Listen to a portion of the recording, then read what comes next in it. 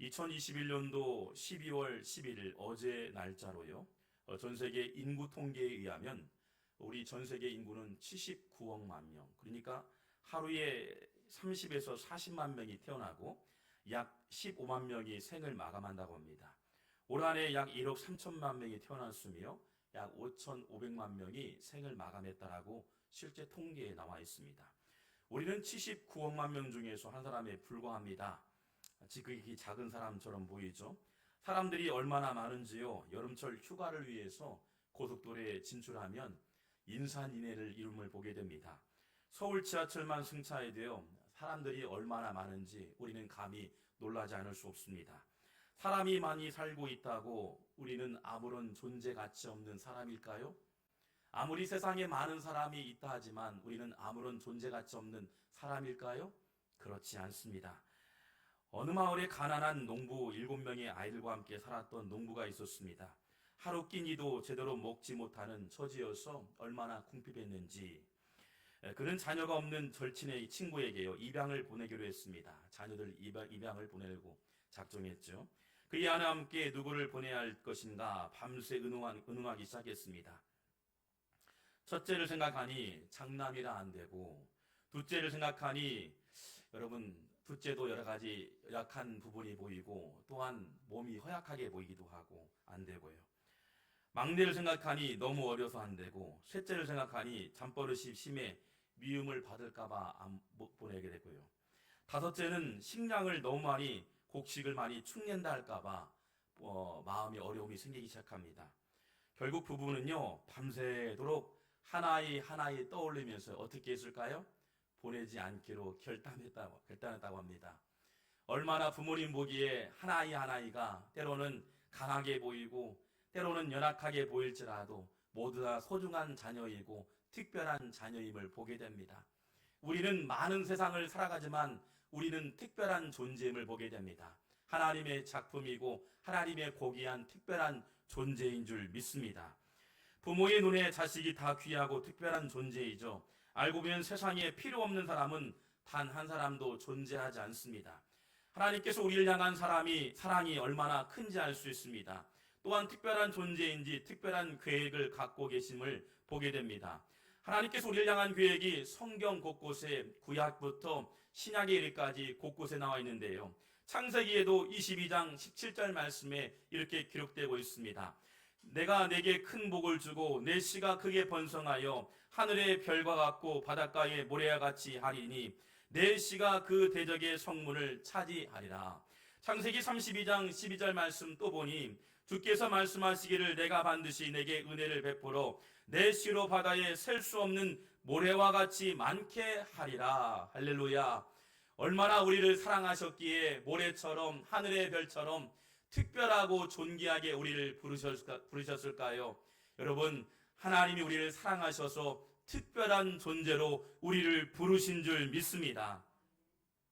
전 세계 역사상 가장 악명 높은 사람 하면 단연 독일의 히틀러를 들 수 있습니다. 600만 명의 유대인을 학살하고요. 그것도 모자라서 생체 실험을 하고 심지어는 인간을 비누로 만들었다는 설도 있을 만큼 전해지고 있습니다. 얼마나 끔찍한 만행들이 일어났을까. 많은 사람들을 생체 실험하고요.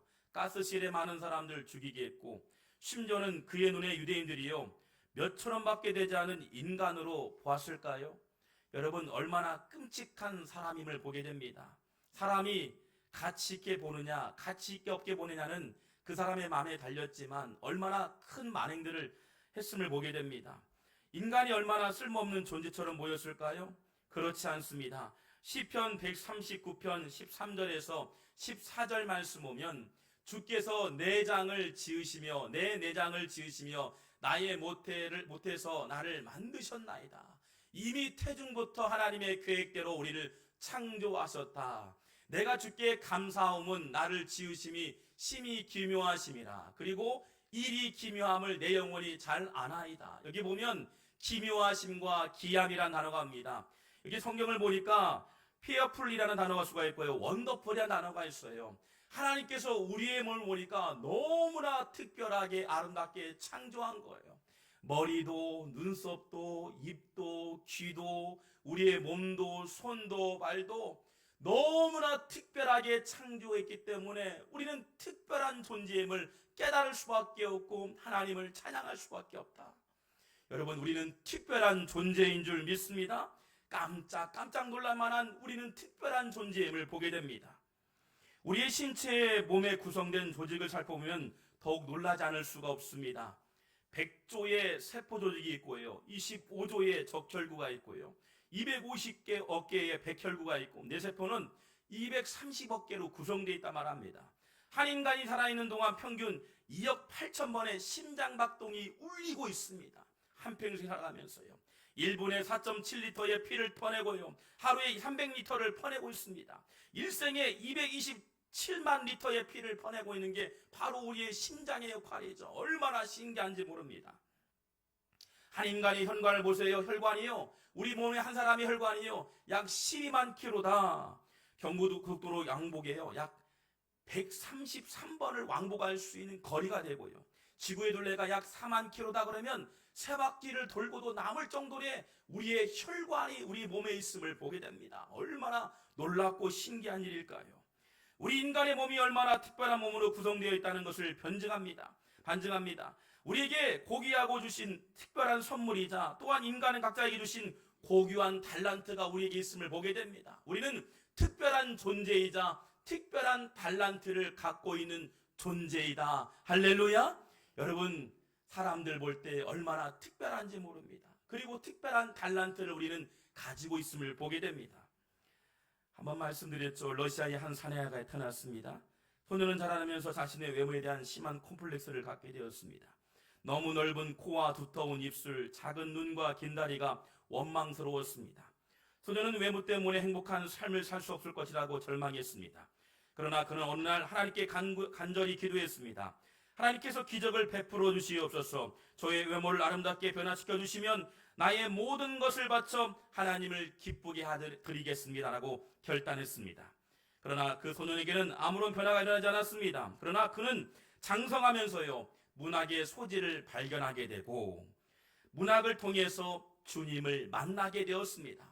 볼 수 없는 영적인 세계를 경험하게 되고요, 또한 그가 기록한 많은 책들을 보면 참회하며 하나님께 영광 돌리는 서적들이 전 세계의 많은 사람들에게 이야기가 되고 있습니다. 그리고 오랫동안 자신을 괴롭혀온 외모 콤플렉스를요, 단숨에 해결됩니다. 나를 지으신 하나님, 나를 창조하신 하나님, 나에게는 컴플렉스가 있었지만 돌아보니 하나님의 은혜였습니다. 나는 못나게 보였지만 하나님 나를 작품하여 주시고 창조하여 주시고 나에게 문학의 소질을 통해서 하나님께 영광 돌리게 하시니 감사합니다. 여러분, 문학의 천재, 러시아의 대문호 톨스토이입니다. 그는 이렇게 말합니다. 인간의 절망은 하나님의 기회이고 인간의 끝은 하나님의 시작이다. 때로는 인생을 살아가면서 고난을 만나고 역경을 만나고 때로는 콤플렉스가 나의 삶을 어렵게 할지라도 그게 기회가 되고 은혜가 되고 하나님 만나는 시간이 될 수 있음을 보게 됩니다. 그는 깨달았습니다. 진정한 아름다움은 내면에서 출발하고 내면이 변하면 세상이 달라 보여진다는 것을 깨달았습니다. 자신이 얼마나 특별한 존재인지 변화된 삶을 살게 되었습니다. 여러분, 말씀이 임하면 우리는 변화될 줄 믿습니다. 대한민국 6개 업계의 대표주자 하면 익산에 본사를 두고 있는 주식회사 하림입니다. 11살 소년에게 외할머니가 주신 10마리의 병아리, 이후에 10마리를 잘 키워서요 30배, 60배 값을 받고 팔았단 말합니다. 그 돈으로요 돼지와 가축을 사서요 18세의 사업자를 등록했단 말합니다. 이 고등학생이요. 근데 18세 어린 나이에 실제 공부하고 있는데 저 멀리 복도에서 한 20명의 장정분들이 그를 만나려고 왔답니다. 알고 보니까 자기 있는 직원들이었어요. 직원들이 순간순간 와서요 결제하고 갔다라고 이야기합니다. 고등학교를 졸업할 때쯤이면 회사 자금이 약 4천만 원, 당시 익산 단독주택이 300만 원 정도 할 때 한 가구가요 주택이에요. 그런데 4천만 원 정도의 자산이 있었다. 10채 이상을 사고도 남을 정도의 재산이 있었단 말합니다. 그 고등학교 졸업할 때요. 현재 58개의 계열사를 갖고 있고요. 자산 10조 원을 넘어 재계순위 30위에 오른 기업, 바로 하림그룹입니다. 실제 장로님이 만나면서요, 강의할 때 들어보니까 참 대단합니다. 근사해요. 기업을 운영하면서 여러 가지 뭐 나쁜 소리도 있고 그분을 지탄하는 소리도 있겠죠. 근데 참 대단한 게 어릴 적에 10마리 가지고 키우고 또 키우고 팔고 그런 일들 하면서요, 자수성가한 거죠. 그런데 매 순간순간마다 하나님의 은혜였습니다. 하나님의 은혜. 이 단어도, 하림이란 단어도 하나님의 복음이 담겨져 있다. 그의 이야기를 보니까요, 인생의 이야기를 보니까요, 위기가 3번 왔는데, 첫 번째 위기, 21살에 축산물 파동이 있었고요. 두 번째 위기, 외환 위기 때 부도 직전까지 위기였단 말합니다. 세 번째 위기는 2003년도에 공장 화재로 인해서요. 또한 조루 인플루엔자로 인해서 위기를 만났답니다. 그러나 그 위기가 오히려 하나님께 나아갈 수 있는 기회가 되었다.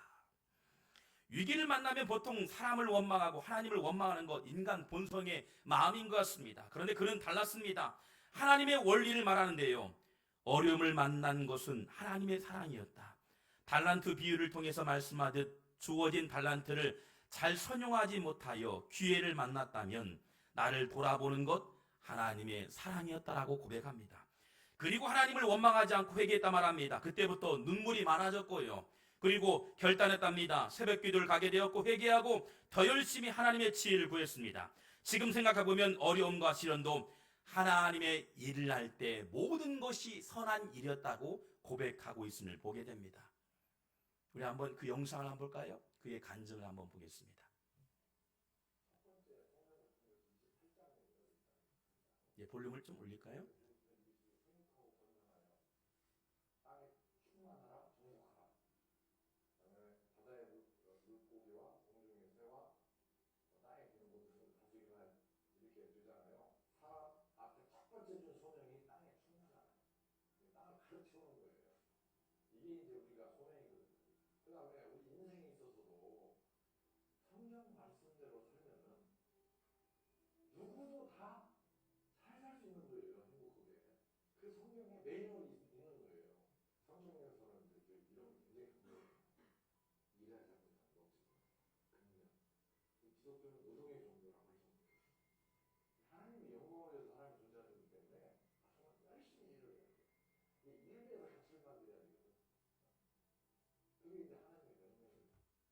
그렇습니다. 그의 간증 모든 곳에 보면 하나님의 영광, 하나님의 영광. 지금의 신광교회 장로님으로 심우하면서 교회를 든든하게 세워가고요. 그리고 대기업을 이루면서 많은 일들을 펼쳐가고 있죠.